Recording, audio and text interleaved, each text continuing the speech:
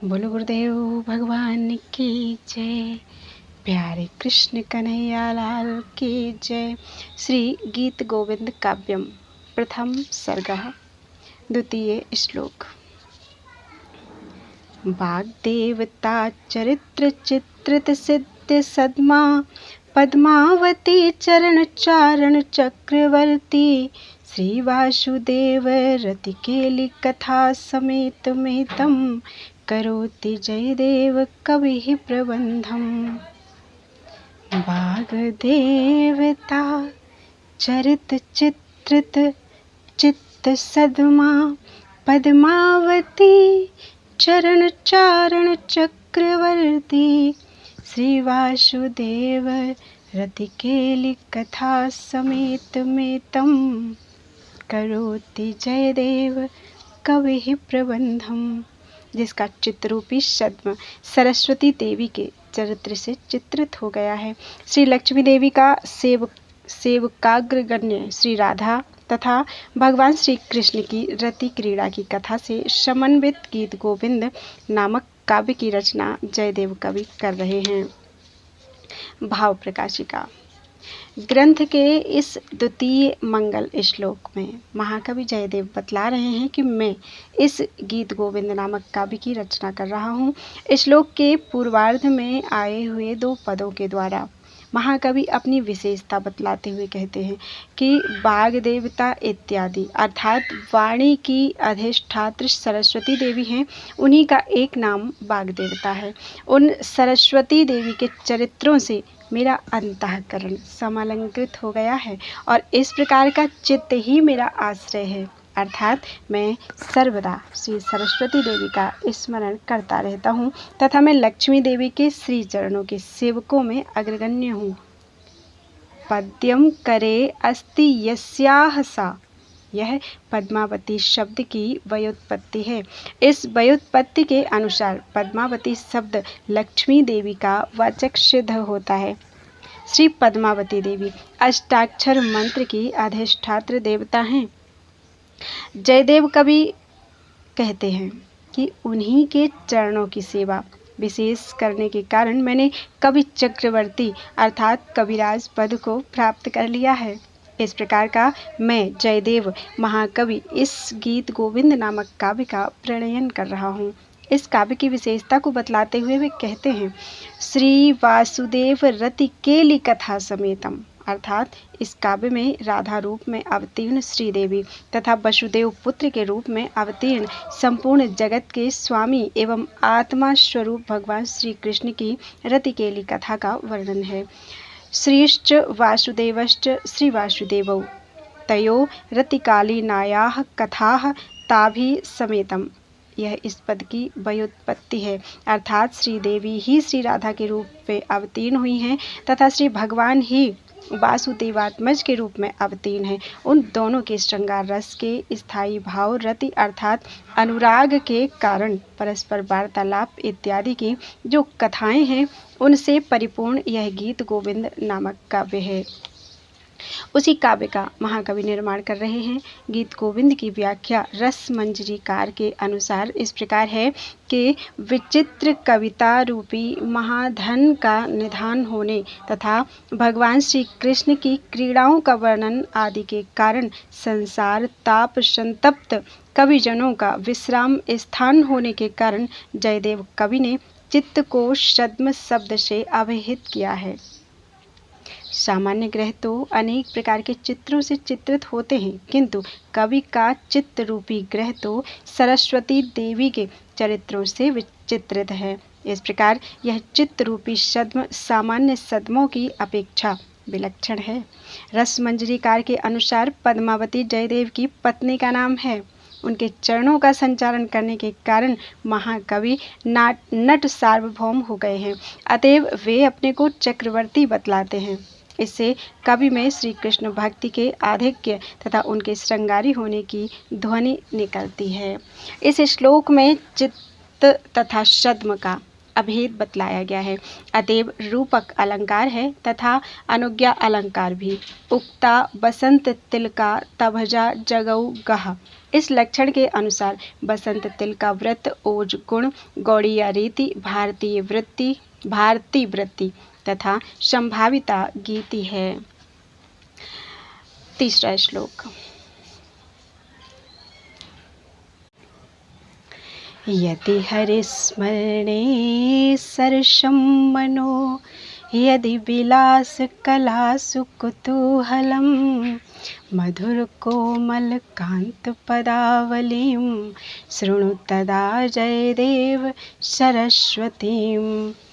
हे श्रोताओ, यदि श्रीहरि के स्मरण में आप लोगों का मन अनुराग युक्त है तथा विलास कलाओं के विषय में आपके भीतर कुतूहल है, तो मधुर कोमल तथा कांति गुण वाले पद समूह से युक्त जयदेव कवि की वाणी को सुने। भाव प्रकाशिका। इस तृतीय श्लोक में महाकवि गीत गोविंद काव्य के अधिकारी प्रयोजन तथा विषय का निर्देश करते हैं। वे कहते हैं कि सज्जनों, यदि आपका मन श्री हरि के स्मरण के विषय में सानुराग है, यदि पद के द्वारा कवि इस अर्थ को सूचित करते हैं कि सबों के मन भगवान श्री कृष्ण श्री भगवान के स्मरण में नहीं लगते, श्री भगवान के गुणों के स्मरण में प्रवृत्ति तो बड़े ही सौभाग्य से होती है। श्री हरि तो जीवों को स्मरण करने मात्र से ही संसार के इस दुखमय बंधन से विमुक्त कर देते हैं। अतएव वे हरि शब्द से अभिहित किए जाते हैं। वे हरि शब्द से अभिहित किए जाते हैं। हरति संसार बंधन मिति हरिः। हरति संसार बंधनम इति हरिः। यह हरि शब्द के नाम का अर्थ है। जो संसार के बंधनों का हरण कर लेता है वो हरि हैं। किंच यदि आपके भीतर विलास कलाओं के विषय में कौतूहल है, स्त्रियों के हाव विशेष का नाम विलास है, गमन आदि की क्रियाओं को विलास कहा जाता है, अथवा श्रृंगारी पुरुषों की कलाओं के विषय में आपको कुतूहल हो, तो आप जयदेव कवि की वाणी रूपी इस गीत गोविंद नामक काव्य का श्रवण करें। गीत गोविंद काव्य की विशेषता बतलाते हुए महाकवि कहते हैं, मधुर कोमल कांत पदावलीम। मधुर कोमल कांत पदावलीम अर्थात इस काव्य के पद समूह माधुर्य गुणोपेत कोमल वर्णों से ग्रथित तथा रमणीय हैं, क्योंकि वे कांति नामक गुण से युक्त हैं। माधुर्य नामक गुण को प्राचीन आलंकारिकों ने दो प्रकार का बतलाया है, शब्दाश्रित एवं अर्थाश्रित। वाक्यगत पृथक पदत्व को शब्दाश्रित माधुर्य कहते हैं तथा उक्ति की विचित्रता को अर्थगत माधुर्य कहते हैं। ये दोनों प्रकार के माधुर्य इस काव्य में पाए जाते हैं। इसी प्रकार कोमलता भी दो प्रकार की होती है। शब्द तथा अर्थ के पारुष्य के अभाव में वह काव्य में सुरक्षित रहती है। कांति गुण भी शब्दाश्रितत्व एवं अर्थाश्रितत्व के भेद से दो प्रकार का होता है। उज्ज्वल बंध विशेष के कारण श्रोत्र तथा मन आदि के प्रहलादत्व आदि को शब्दगत कांति नामक गुण कहा जाता है तथा रस की दीप्ति को अर्थगत कांति नामक गुण माना जाता है। प्रकृत काव्य में इन दोनों प्रकार के कांति गुणों का सद्भाव है। इस काव्य का परम प्रयोजन श्री हरि का स्मरण है तथा अवान्तर प्रयोजन विलास कला की शिक्षा है। स्मार्य स्मारक भाव रूपी संबंध है तथा श्री वैष्णव इस काव्य के अधिकारी हैं। इस श्लोक में दीपक अलंकार, पांचाली रीति, कैशिकी वृत्ति तथा द्रुत विलंबित छंद है। द्रुत विलंबित माह नभौ भरौ, यह द्रुत विलंबित व्रत का लक्षण है। चौथा श्लोक।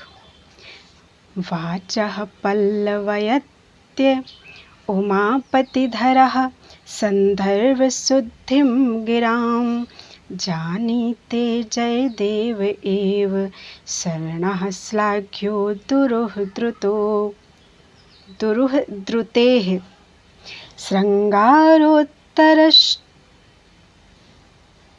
श्रृंगारोत्तर रसत प्रमेय। ये थोड़ा सा कठिन श्लोक है। श्रृंगारोत्तर रसत प्रमेय रचनैराचार्य गोवर्धनः स्पर्धे कोऽपि न विस्मृतः श्रुतिधरो धोयी कवि क्षमापतिः। उमापतिधर नामक कवि अपनी वाणी का विस्तार मात्र करते हैं। इस श्लोक को एक बार फिर से पढ़ देते हैं। वाचः पल्लवयत् उमापतिधरः सन्दर्भशुद्धिं गिरां जानीते जयदेव एव शरणः श्लाघ्यो दुरुहद्रुतेः श्रृंगारोत्तरसत् प्रमेय रचनैर आचार्य गोवर्धनः स्पर्धी कोऽपि न विस्मृतः श्रुतिधरो धोयी कवि क्षमापतिः। उमापतिधर नामक कवि अपनी वाणी का विस्तार मात्र करते हैं। जयदेव कवि ही वाणी की संदर्भ शुद्धि को जानते हैं। शरणनामा कवि दुरूह कविता करना ही जानते हैं। श्रृंगार प्रधान निर्दोषार्थ काव्य की रचना के विषय में आचार्य गोवर्धन का कोई प्रतिस्पर्धी नहीं है तथा कविराज धोई तो श्रुतिधर हैं। भाव प्रकाशिका। यह श्लोक छेपक श्लोक है। महाकवि जयदेव प्रणीत नहीं है, फिर भी इस श्लोक को कवि अपने काव्य में सन्निविष्ट कर रहे हैं। महाराज लक्ष्मण सेन की सभा में 6 प्रख्यात कवि पंडित थे। उन 6 कवि पंडितों में जयदेव कवि अन्यतम थे। उन 6 पंडितों की विशेषता इस श्लोक में बताई गई है, जो निम्न प्रकार से है। नंबर 1, उमापतिधर नामक कवि राजा लक्ष्मण सेन के अमात्य थे। ये केवल अपनी वाणी का विस्तार करना जानते थे, अर्थात इनके काव्य में वांग माधुर्य तथा शब्दार्थ गुणों का अभाव होता था। फलतः वह हृदयाह्लादक ना होकर केवल चित्रकोटि के काव्य में सन्निविष्ट होता था। नंबर 2, शरण कवि लक्ष्मण सेन की सभा के दूसरे कवि थे। ये दुरूह तथा शीघ्रतापूर्वक कविता का प्रणयन करने के लिए प्रख्यात थे। इस तरह उनका भी काव्य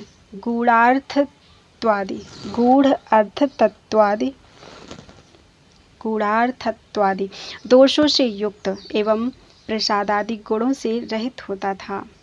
तीसरा है, गोवर्धनाचार्य लक्ष्मण सेन की सभा के तीसरे पंडित थे।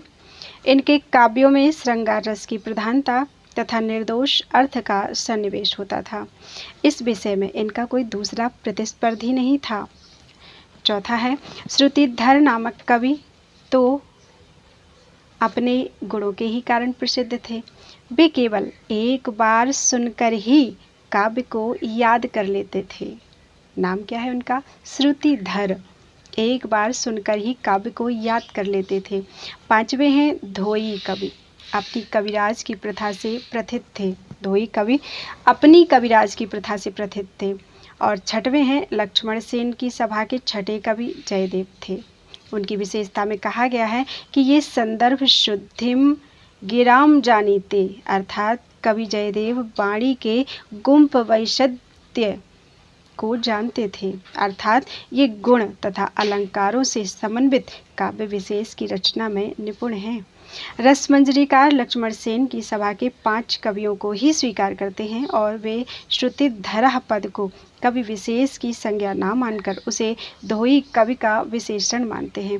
इस विषय में उनका कथन है कि धोई कवि तो किसी काव्य को एक बार सुनने मात्र से ही उसको कंठस्थ कर लेते थे। इस श्लोक में सूर्याश्वयमर्षजस्तताः स गुरुवः शार्दूल विक्रीडितम्, इस लक्षण के अनुसार शार्दूल विक्रीडित वृत्त तथा समुच्चय अलंकार है। बोलो वृंदावन बिहारी लाल की जय। अब है अष्टपदी नंबर 1। अष्टपदी नंबर 1 का पहला प्रबंध। मालव गौड़ रागेण रूप कतालेन गीयते। प्रबंधा नंबर 1। श्लोक नंबर 1। प्रलय पयोधि जले धृतवान् शिवेदं विहित बहित्र चरित्रं खेदं केशव धृतमीन शरीर जय जगदीश हरे। ध्रुवपदम। अनुवाद अष्टपदी 1 का। यह प्रबंध मालव गौड़ राग तथा रूपक ताल से गाया जाता है। मुझे कोई ताल वाल नहीं आता है, मुझे ऐसे ही आता है, मैं ऐसे ही गा रही हूँ। हे श्री हरि, हे केशव, हे मत्स्यावतारी, हे जगदीश, आपकी जय हो। आपने मत्स्यावतार धारण कर वेदों को धारण किया तथा अनायास पोत का कार्य किया।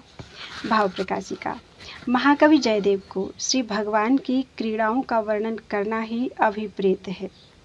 श्री भगवान के गुणों के वर्णन के माध्यम से श्रोताओं को श्री भगवान के गुणों के श्रवण में प्रवीण बनाने के लिए जयदेव कवि भगवान श्री कृष्ण ने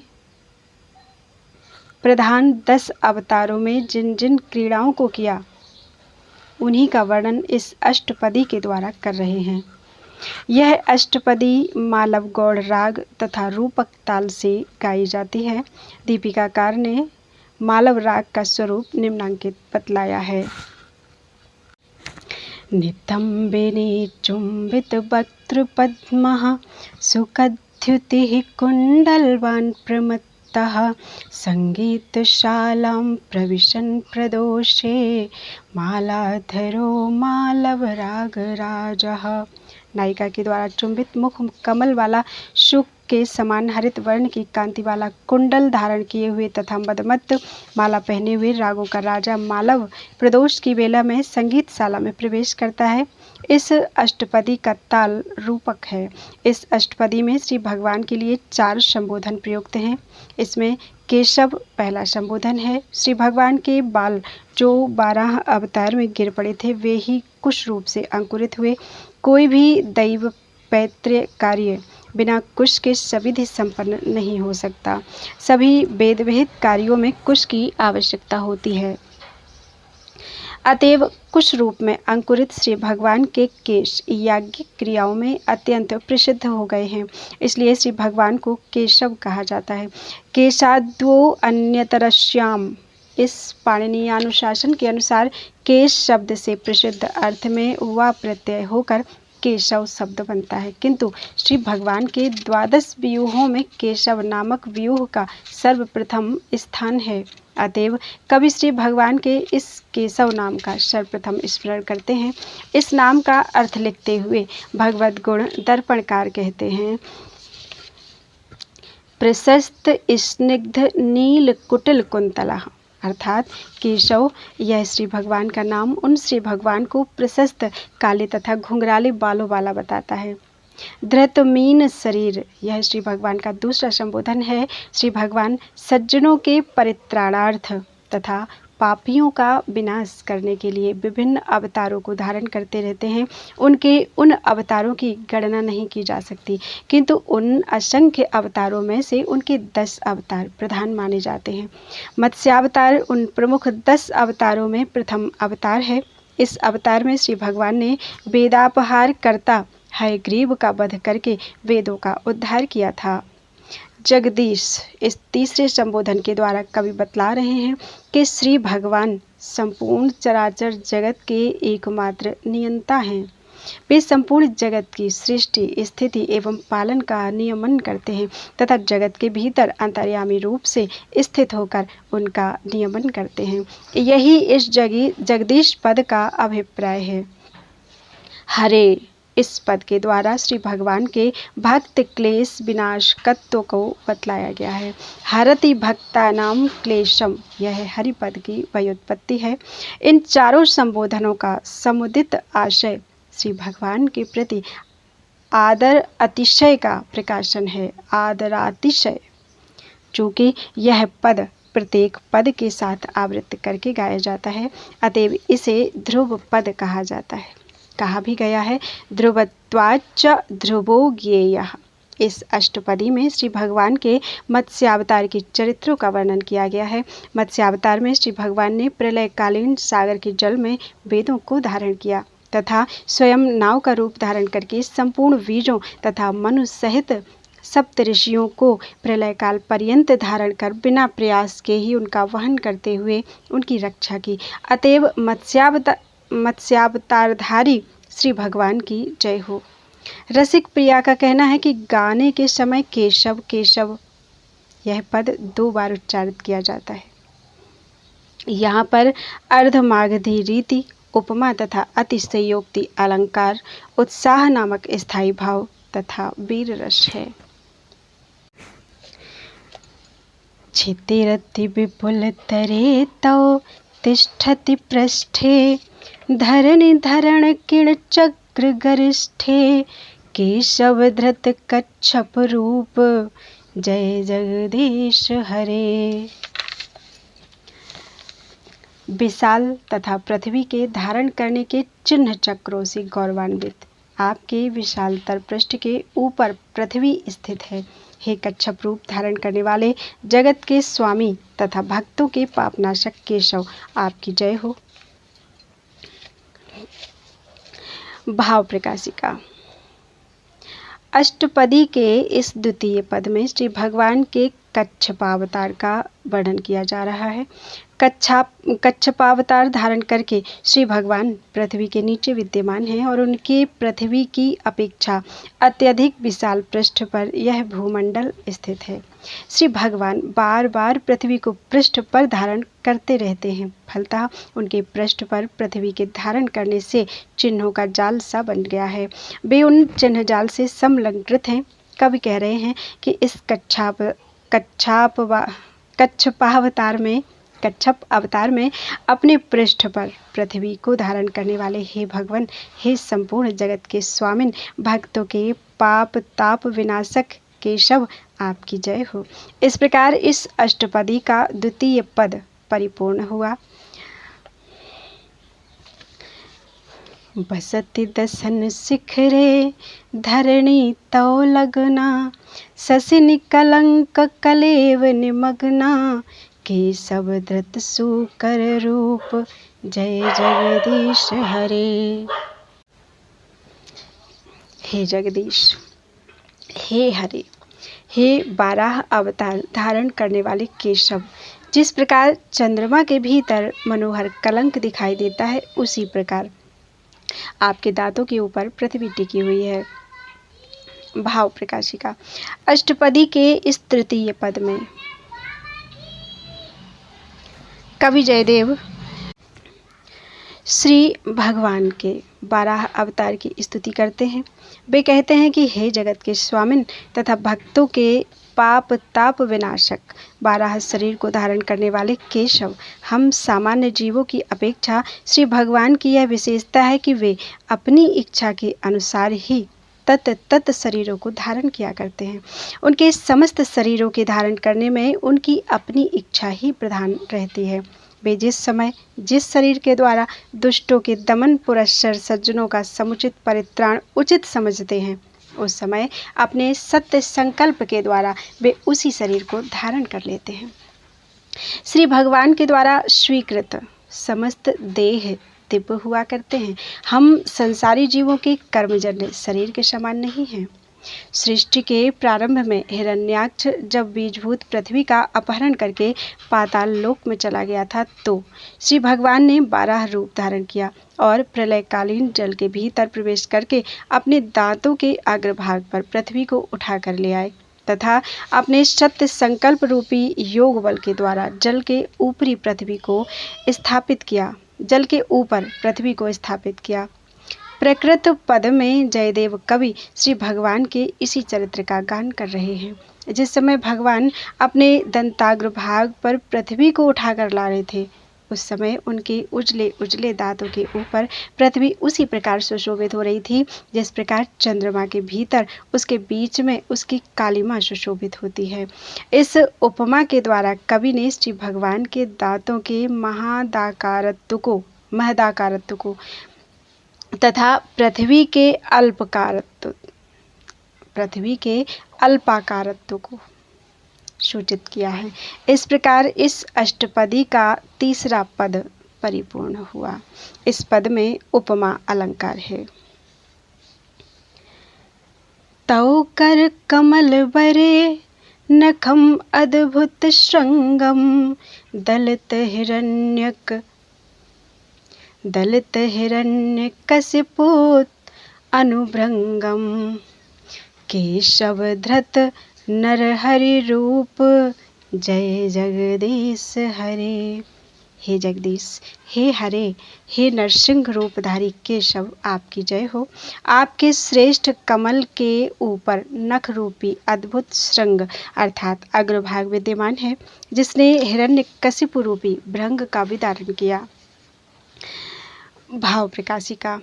इस पद्य के माध्यम से जयदेव कवि श्री भगवान के नरसिंह रूप की स्तुति कर रहे हैं। दितिपुत्र हिरण्यकशिपु ने भगवत शरणागत महाभागवत प्रहलाद पर अत्याचार किया तो श्री भगवान ने उनकी रक्षा के लिए नरसिंह अवतार धारण किया। उसी अवतार को लक्षित करते हुए जयदेव कवि कहते हैं कि श्री कृष्ण भगवान ने ही वह नरसिंह अवतार धारण किया था।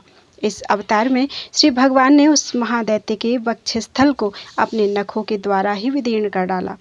महर्षि वादरायण श्रीमद् भागवत में कहते हैं, ददार करजैर बक्षस्यैर काम कटकृद यथा, अर्थात जिस प्रकार चटाई बुनने वाला बिना प्रयास के ही सीख को अपने नखों से फाड़ देता है, उसी प्रकार श्री भगवान ने अत्याचारी हिरण्यकशिपु के वक्षस्थल को बिना किसी प्रयास के ही फाड़ दिया। महाकवि जयदेव कहते हैं कि हे नरसिंह रूपधारी भगवान, आपके हाथ श्रेष्ठ कमल के समान हैं। हाथ के अग्रभाग में विद्यमान तीक्ष्ण नख ही उस श्रेष्ठ कमल के अद्भुत अग्रभाग हैं। इस नखरूपी कमलाग्रभागों की यह अद्भुतता है कि अन्य कमलों के अग्रभाग का विदारण तो भ्रमर किया करते हैं, किंतु आपके इस श्रेष्ठ कर कमलों के अग्रभाग ने स्वयं हिरण्यकशिपु के शरीर रूपी भ्रमर का ही विदारण कर दिया। हाथों में कमलत्व का आरोप, नखों में श्रृंगत्व का आरोप तथा तनु में भृंगत्व का आरोप, इसके आरोपों के कारण इस पद्य में रूपक अलंकार है। इस रूप के माध्यम से श्री भगवान के हाथों की अपेक्षा हिरण्यकशिपु के शरीर की अति लघुता तथा उसके कृष्ण वर्णत्व को भी सूचित किया गया है। रसमंजरीकार का कहना है कि अन्यत्र तो भौरे कमल के अग्रभाग का भेदन करके मकरंद पान करके तृप्त होते हैं, किंतु यहाँ पर तो स्वयं यह भौरा कमल के अग्रभाग के द्वारा ही विदीर्ण हो गया। यही इस नख श्रृंग की अद्भुतता है। बोलो वृंदावन बिहारी लाल की जय। आज अष्टपदी के 4 श्लोक हो गए हैं, आगे कल पढ़ते हैं। बोलो वृंदावन बिहारी लाल की जय।